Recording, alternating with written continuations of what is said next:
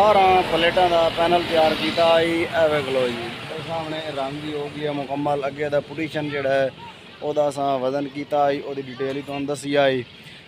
T तो position साढ़े customer लै गए हैं। हुण बाकी समान मुकम्मल क्लीयर हो गया। जोड़े उत्ते फिटिंग करनी है गार्डर चैनल तो पैप मुकम्मल क्लीयर हो गया। हम लोडिंग करें खले लोडिंग करके फिर इन लै बने कंडे पे यदा वंज के वजन कराने वजन करा के इंशाल्लाह वो जी डिटेल हो सी वो तुहानू दस्या सी।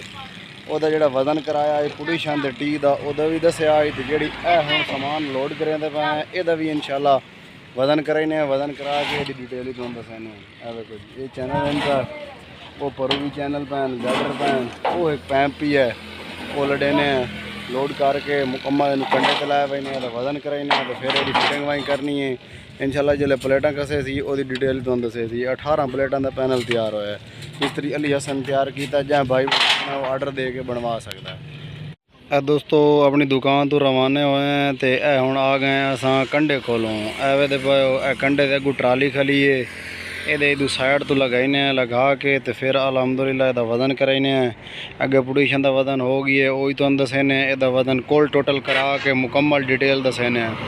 वेख लो जी ये 18 प्लेटा का पैनल है मिस्त्री अली हसन तैयार किया। दोस्तों वेख लो अस कंडे ते रिश्का चाढ़ ली है उत्ते समान लड्डो है लोडिंग हुई है। वेख लो जी हुण अस जा रहे हैं अंदर इसका वजन वंज के वेने। वेखो जी इसका वजन वेने इसका वजन चोखा हो गया है। दोस्तों असी अंदर आ गए हैं इसका वजन वेने जी भाईजान चोखा वजन होया भाईजान 560 किलो 560 किलो। अच्छा ये भाईजान आसरा करो ना अगे थोड़े को पोजीशन इसका वजन करवा गया से ओदा भी पर्ची में लई वदा वो भी बेच पावना है इदा ही वजन बेच पावना है रश्के का वजन बेच करना सारा कोल टोटल करना ठीक हो गया।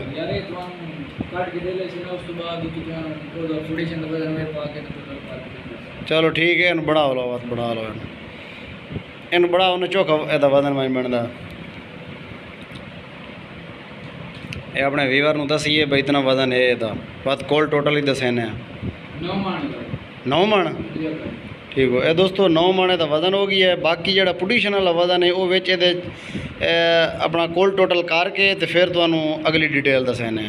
दोस्तों वजन करा लिया है इसका 12 मन 36 किलो वजन होया कोल टोटल ਇਹਦਾ पोजीशन का भी तो इस पैनल का भी है। वेख लो जी हम लैके जा रहे हैं अपनी दुकान तो उतों अगे फिर साढ़े कस्टमर हम लैके चले वैसे फिर अस सुबह घसण वैसे इंशाअल्लाह।